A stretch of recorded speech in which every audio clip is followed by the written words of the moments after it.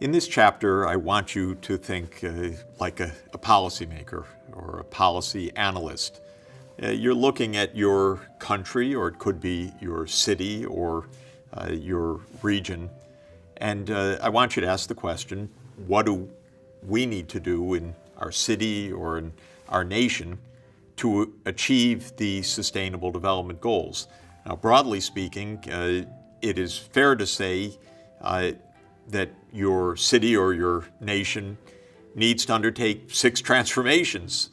Transformations in education and in health and in energy and land use, in cities and in digital technologies, the 6 basic transformations. Yes, that's true, but in some places, some of those transformations will be far more essential than others. In some cases, maybe the transformation's already essentially underway, whereas another aspect of the Sustainable Development Goals is a higher priority.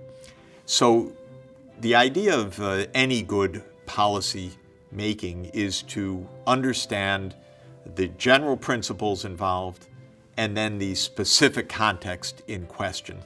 A process that I've long admired in the field of medicine, my wife's field, she's a pediatrician, that is what a good clinician uses.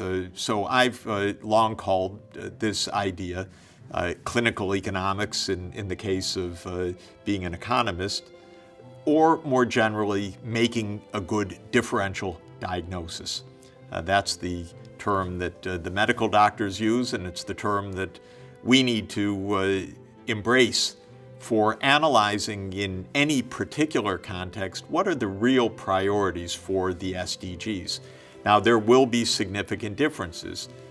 Differences based, for example, on the level of development of the country. Are we talking about a rich country that may already have universal access to health care and quality education, but perhaps is a very large emitter of greenhouse gases and so does not have yet the energy transformation in place? Or are we talking about a poor country where the most basic needs of health system and secondary schooling for most of the kids still needs to be put in place?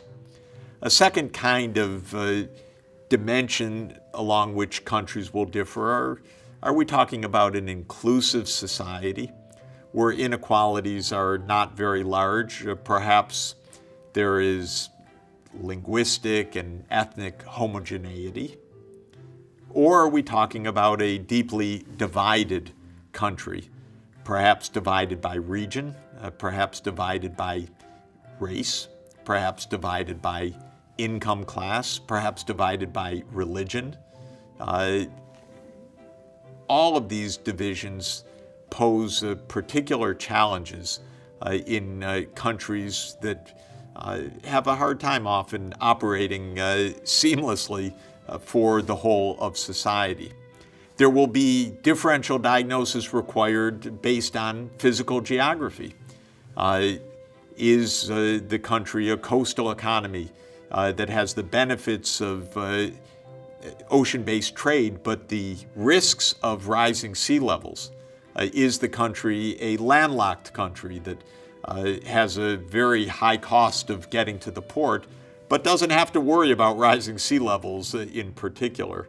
Is your country a tropical country that faces particular challenges of the spread of malaria or Zika or dengue fever because of warming temperatures? Or is your country a high latitude, temperate zone country with very cold winters that may have a longer growing season, in fact, because of overall global warming? These are the elements of a differential diagnosis. And in order to see what a differential diagnosis entails, I'm going to look closely at my own country, at the United States, to show you how we can view the priorities of the SDGs. Now, in order to do that, I'm going to use a particular diagnostic tool, which is an index that the UN Sustainable Development Solutions Network publishes each year. It's built on 17 sub-indexes, one for each of the 17 Sustainable Development Goals. And this index covers around 160 countries, the ones with adequate data to create these measures. Now, we rank for each of the 17 goals based on a number of indicators per goal, progress towards the 2030 objective under that particular SDG. And we give a numerical ranking between 0, which is the worst possible, and 100, meaning you've made it, average over a number of indicators, and then based on the progress towards the SDG, give a kind of traffic light pattern. Red means you're far from achieving the SDGs. Green means you're really on track. Yellow, in two shades, bright yellow and beige, are gradations of being somewhere in between. The lighter yellow, bit more positive, but not a green light, not a clear trajectory to success yet. And the beige, not so good. Something is really wrong in the system. Based on all of that numerical work, we can give a visual dashboard, as I'm showing here, for the United States based on the measures from this SDG index. And what you see for the United States is something a little odd, actually, maybe unexpected for some people, not so surprising for me. And that is that we don't have any greens on that dashboard. We have only yellows and beiges and reds, meaning the United States is not really on track to achieve the Sustainable Development Goals. But the U.S. is such a rich economy, you would say. And indeed, if you rank the world's countries by their income per capita, the United States is in the top 10 by one ranking that we use. It's 9th out of about 190 countries. But being rich is not the same as having sustainable development, because the U.S. is quite unequal in its income distribution, a lot of social exclusion, minority groups that really are not in the mainstream, a lot of gender discrimination, women not sharing in political or business or financial power in the United States, and the environmental record is pretty dreadful and getting worse. So actually, the United States in the 2017 SDG index ranked only 42nd out of 157 countries, even though it ranked 9th on income. Now, if we look at a very, very different country, we get a different kind of differential diagnosis. Let me take the case of Burkina Faso, a wonderful country in West Africa, landlocked, very poor, and in need of some of the basics of economic development just to get out of extreme poverty. It's a country that I've visited and admired in its efforts in the fight against poverty, but to achieve the Sustainable Development Goals, it will need lots of investments in basic education, basic healthcare, basic infrastructure, electrification, roads, transport, broadband access to help people have both the infrastructure and the human skills to raise productivity and raise incomes.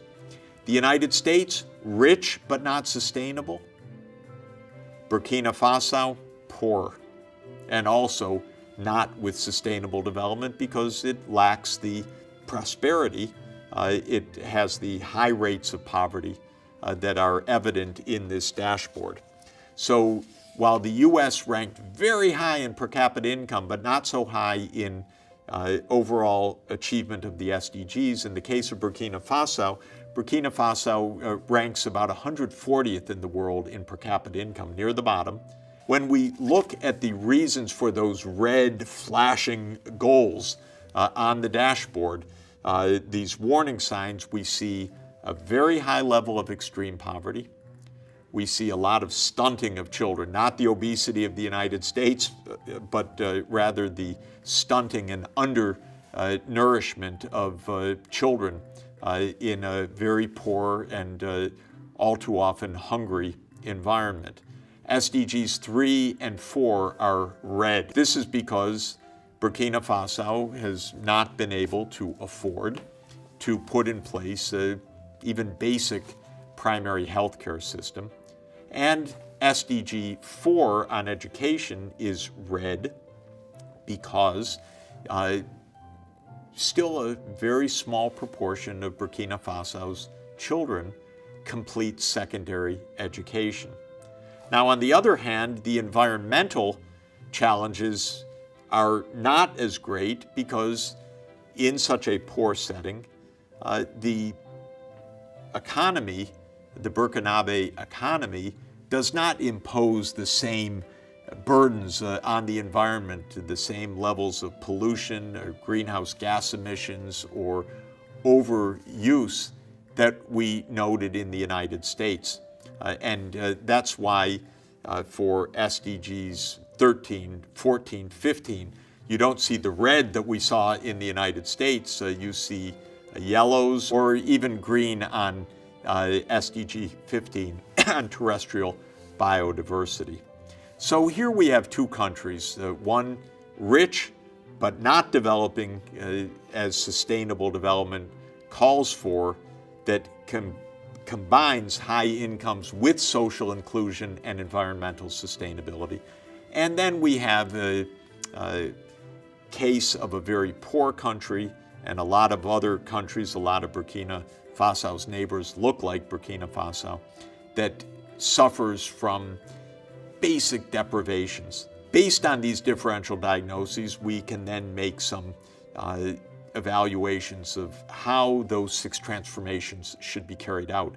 In the United States, the essence is more fairness and more environmental sustainability.